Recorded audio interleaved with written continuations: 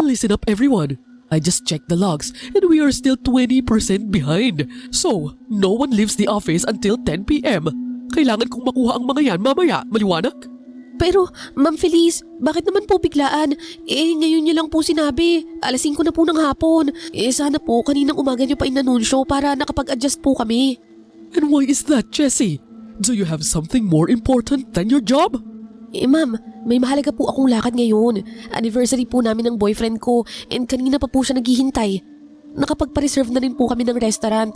Okay lang po ba kung bukas ko na itutuloy? Date? Anniversary? Jessie, listen to me. Your boyfriend can wait, but this company cannot. Kung mas mahalaga sa'yo ang date kaysa sa trabaho mo, go ahead. Walk out that door.